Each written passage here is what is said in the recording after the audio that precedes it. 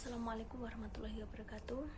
Perkenalkan, kami dari kelompok 10 ingin presentasikan hasil dari kerja kelompok kami yang berjudul tentang pendekatan historis dalam studi Islam dengan kelompok saya sendiri, Enggi Mayasari dan Dwi Wahyu Dian. Langsung saja masuk pada materi kali ini. Yang pertama yaitu tentang pendekatan yang ada dalam studi Islam. Ada beberapa pendekatan dalam studi Islam. Yang pertama itu adalah pendekatan teologis, yang mana pendekatan ini menekankan pada bentuk formal atau simbolis keagamaan yang masing-masing berbentuk formal keagamaan tersebut mengeklaim dirinya sendiri bahwa dirinya itu paling benar dan yang lain itu dianggap salah, seperti itu. Pada hakikatnya, sasaran pendekatan teologis ini sering digunakan dalam penelitian yang dilakukan oleh para ulama dan pendeta. Pendekatan ini memahami agama secara harfiah atau memahami yang menggunakan kerangka ilmu ketuhanan dan bertolak belakang dari suatu keyakinan bahwa wujud empirik dari suatu keagamaan dianggap yang paling benar dan dibandingkan yang lain itu dianggap salah.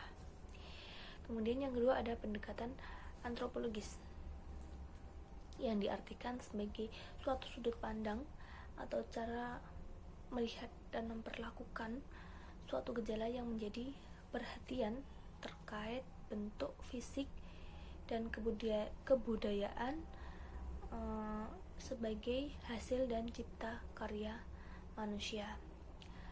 Ideologi sendiri mencakup berbagai teknik yang digunakan dalam melakukan penelitian atau pengumpulan data sesuai dengan cara melihat dan memperlakukan masalah yang dikajinya.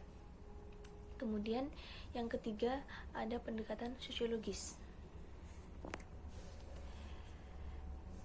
Pendekatan sosiologis ini merupakan ilmu yang mempelajari struktur sosial, yang mana proses sosial termasuk dalam perubahan sosial itu sendiri.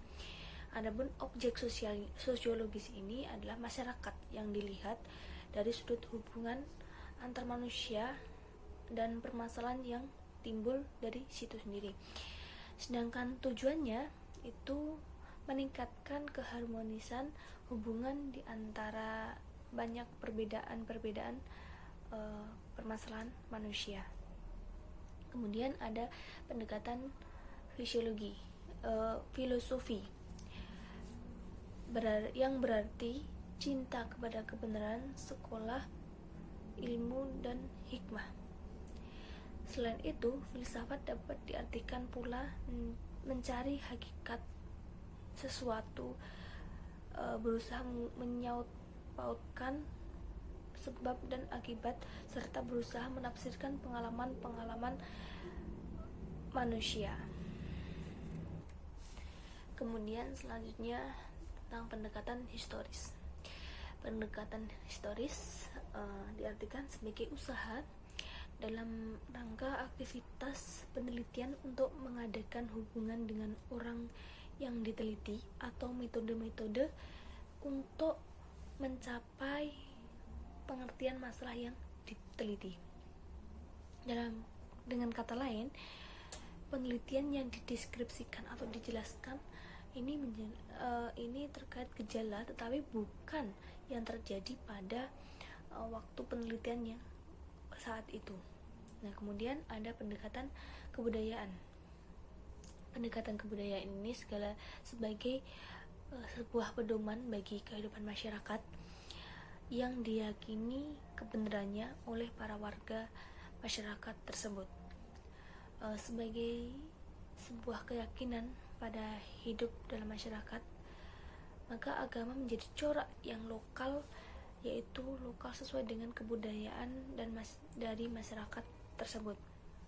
Yang terakhir itu ada pendekatan psikologis. Nah, maksud pendekatan psikologis ini sendiri usaha untuk memperoleh sisi ilmiah dari aspek batin pengalaman keagamaan. Objek ini biasanya terjadi pada manusia, serta gejala empiris dari keagamaannya. Karena ilmu tidak berhak mempelajari betul tidaknya suatu keagamaan, suatu agama, begitu pula metode juga tidak berhak untuk menilai atau mempelajari apakah agama itu diwahyukan oleh Tuhan atau tidak, dan juga tidak berhak untuk mempelajari masalah yang tidak empiris lainnya. Kemudian rumusan masalah yang kedua yaitu tentang ruang lingkup kajian historis. Kajian Islam sangat hangat dibicarakan pada zaman modern saat ini. Lebih jelasnya, dalam kajian historis ini terdapat beberapa kedudukan permasalahan pada ruang lingkup yang lebih sempit.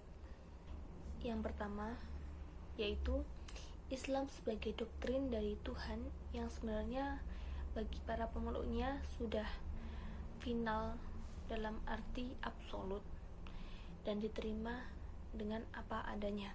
Islam ini terdapat dua macam nilai, yaitu Islam berdimensi normatif dan Islam berdimensi historis. Kedua aspek ini terdapat hubungan yang menyatu dan tidak dapat dipisahkan, tetapi dapat dibedakan. Yang pertama, aspek normatif merupakan wahyu yang harus diterima sebagai adanya mengikat semua pihak dan berlaku universal. Sedangkan yang aspek historis yaitu kekhalifahan senantiasa dapat berubah, menerima diskusi produk zaman tertentu, dan hal itu bukan hal yang sakral. Yang kedua yaitu tentang Islam sebagai gejala budaya, yang berarti seluruh yang menjadi kreasi manusia dalam kaitannya dengan agama, termasuk pemahaman orang tersebut doktrin agamanya. Yang ketiga itu Islam sebagai interaksi sosial, yaitu realitas umat Islam.